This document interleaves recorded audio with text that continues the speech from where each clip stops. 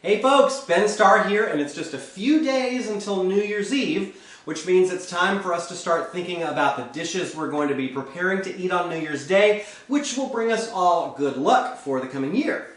Now, as you know, I've been all around the world. I've even spent a lot of New Year's Eves abroad. I've spent New Year's Eve in Thailand, in Australia, in Brazil, even in Antarctica. And I've seen some pretty weird traditions out there. In Brazil, everybody eats 12 peeled green grapes at the stroke of midnight and then jumps into the ocean.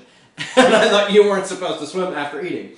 But in the US, typically what we eat on New Year's Day is black-eyed peas, especially if you live in the South. And the dish that we commonly associate with New Year's Day and black-eyed peas is called Hoppin John. Now, there are just as many tall tales about how the dish got its name as there are versions of the dish. There are millions, just about as many families as have ever existed in the U.S. Everybody's got their own version of Hoppin John. But one of the stories that is fairly authentic and well documented comes from Charleston, South Carolina. From the mid-1800s, there was an African-American there in town who was well known by the name Hoppin John, because he hopped about town on his crutches. And on New Year's Day, he would cook a giant pot of black-eyed peas and rice, and the dish, so they say, got its name from old Hoppin John. One thing we know is true, and certain though, is that this dish did come to us from the continent of Africa, where black-eyed peas black-eyed peas are actually native to Africa, and stewed with pork there is a very, very common dish, and so it is probably from the history of the slaves in the South that this dish has come to us, and it's absolutely delicious. Usually people say that the little peas, which are actually beans of the black-eyed pea, as it swells resembles a coin, and that is why it brings good luck in the future. And in the States, we also often eat black-eyed peas for luck associated with greens, particularly collard greens. And it is the green color of the greens that symbolize wealth, which is supposed to bring us good luck in the coming year as well. And pork.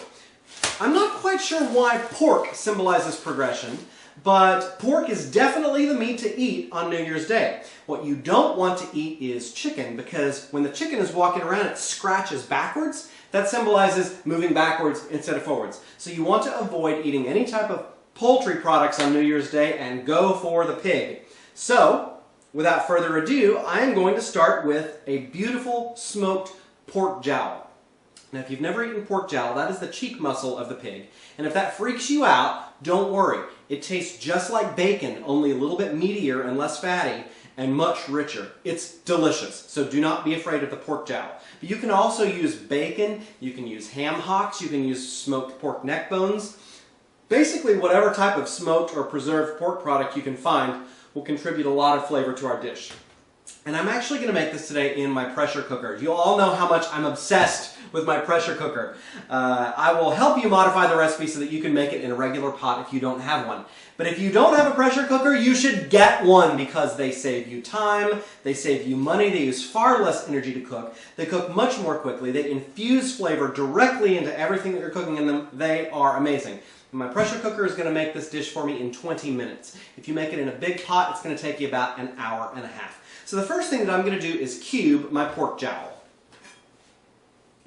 Okay, my pot is preheated, so I'm just going to add my cubed pork jowl. Now, if you are using ham hocks or any type of pork product that is more bone and less meat, skip this step and go directly to sauteing your onions. But if you're using bacon or pork jowl like this, you're going to go ahead and saute it off, render some of the fat out, and get it nice and crispy before the next step. Okay, look at that. Nice and crispy and delicious. At this point, it's time to go ahead and remove that salt pork and drain off quite a bit of that extra fat that's rendered out. Now, you don't have to get rid of all of the fat if you don't want to. In fact, back then it was customary to leave all that fat in there because it provided a very hearty meal.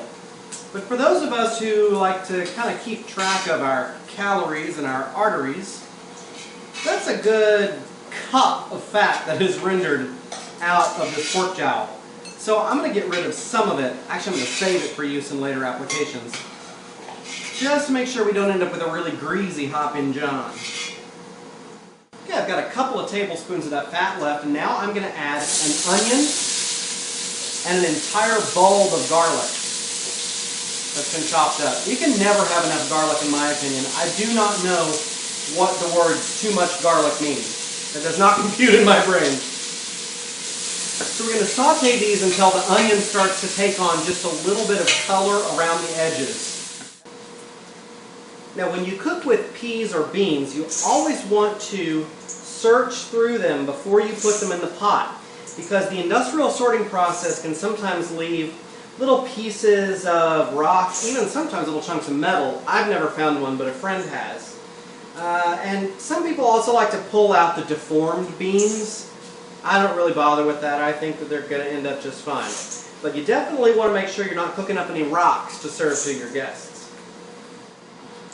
Good thing I did that. I found 3 little rocks, each just about the size of a black-eyed pea. So those are going to go in the trash. Alright, my onions are just about ready, so it's time to assemble the first stage of the cooking. So I'm going to add the crispy pork jowl back to the pan, a pound of black beans, black-eyed peas, pound of black-eyed peas, and a cup of rice. Now, if you're serving a big old crowd, you can go ahead and add 2 cups of rice. That'll be just fine. Stir that around for just a bit. And now we're going to add our liquid. 1 cup of beef stock. Now you do not have to use stock. You can use all water, but I like to build a lot of really good flavors. So, adding 1 quart of beef stock. And ideally you want to avoid the chicken stock, because what does the chicken do? Scratches backwards, and we want to move forwards in the new year. So avoid the chicken stock. Use beef stock or veggie stock, or just regular water. I'm going to add a quart of water as well. So I've got 2 quarts of liquid here in the pot. Now at this point I'm not going to add any salt or acid, because it might interfere with the bean's ability to cook through quickly. Salt and acid both react with enzymes in the outer shell of a bean and cause it to harden up, and you have to cook it for ages and ages in order for it to get soft. So, until the initial outside coating of the bean has softened, you do not want to add any more salt or acid than is necessary. Okay, I'm going to close up my pressure cooker now, bring it to full pressure, which is 15 pounds per square inch. And once I get up to full pressure and my little indicator up here rises, I'm going to cook the beans for 5 minutes before moving on to the next step. If you're working in a conventional pot, you want to use the heaviest pot that you have. Heavy always works better for beans, so like an enameled cast iron Dutch oven or something like that, it's going to be best for you. Go ahead and simmer your black-eyed peas for about 45 minutes in the first stage before we move on to stage 2. Okay, my 5 minutes is over, so now I'm going to release the steam on my pressure cooker. And if you have the old-fashioned kind, just set it right underneath your faucet and run a little bit of cold water over it until your pressure indicator drops. This is the Fagor Duo pressure cooker, which I discovered on MasterChef, and it changed my life. I threw my old pressure cooker away.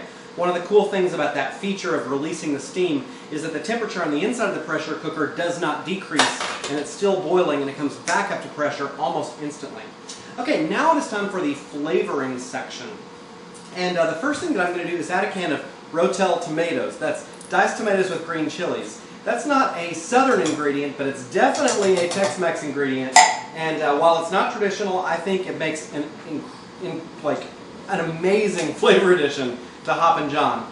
A little bit of spice, some nice acidity from the tomatoes. That's good. Okay, now I'm going to add about a ½ cup of apple cider vinegar. Definitely traditional. And the traditional ingredient, which pairs with black-eyed peas, that comes to us all the way from Africa, is red pepper. The red pepper flakes, which give you a nice zing. I actually like to use an Asian ingredient here, sriracha, which is a fermented red pepper chili sauce. I'm going to add like a couple of tablespoons of that, which is going to add a really nice flavor. Sorry, my roommate came home and my dog was barking. But yeah, the sriracha adds an incredible extra flavor component. And of course, our 2 most important flavorings, salt and black pepper. And with a dish this size, don't be afraid to use a handful of salt. You're probably going to need it. add about a tablespoon first. Then once we're done with the second cooking process, you can taste it, and if it needs a little bit more, add some extra. But a tablespoon or 2 is probably the very minimum that you're going to need for this dish. Now, Hoppin John is traditionally paired with greens. In the South, normally collard greens for New Year's Day. You can really use any type of pot green. You can use kale, mustard greens, or turnip greens, which are my favorite. But add just a nice chopped bunch of them. Now normally the greens are not added directly to the Hoppin John, but we've worked so hard to really build flavor in this that it would be a shame not to use that flavor to push right into the greens as well, right? So I like to make mine all together. Now since we are adding more things to be cooked, we're probably going to need more liquid, so I'm going to add 1 more quart of liquid. Most of our liquid has already actually been absorbed by the peas and the rice. And of course, black pepper. And I can't find my black pepper grinder. Where is it? There it is. Alright, give a nice good 30 or 40 turns of that. You want some good black pepper flavor in there. Okay, so I'm going to close up my pressure cooker now, and I'm going to bring it back to pressure for another 8 to 10 minutes. If you are making this in a traditional pot, you are going to simmer for about 30 or 45 more minutes until the greens are tender, the beans are soft, the rice is cooked through, and all of our flavors have melded together. The cool thing about the pressure cooker is, under pressure, all those flavors are really forced together, and they end up being absolutely delicious. So, 8 more minutes. Now we're just about done cooking, but something I forgot to tell you is another tradition with Hoppin John is to put a lucky coin in the pot while it cooks. As long as you wash it off, it'll be okay because it'll get sterilized. So if you have like a silver dollar your grandfather gave you, or a lucky penny that you found in the parking lot at the grocery store 10 years ago that you still hang on to, toss it into the pot because it will infuse the good luck into your meal. Okay, I am going to release the pressure. Again, put it under your sink if you've got the old-fashioned kind. And then we're going to give it a taste.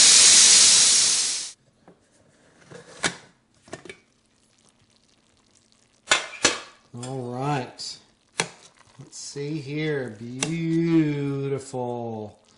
Black-eyed peas, rice, tomatoes, pork jowl, collards. If that doesn't bring you good luck on New Year's, I have no idea what will. That looks good. Taste test. It's screaming hot, so be careful.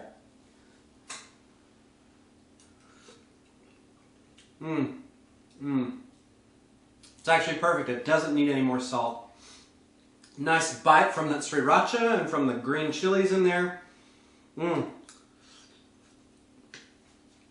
Amazing flavor from that pork jowl. That is good. So, I'm Ben Starr. For the recipe for Hoppin John, hit my website, benstarr.com. Thanks for watching, and I wish you all a safe, happy, and prosperous New Year.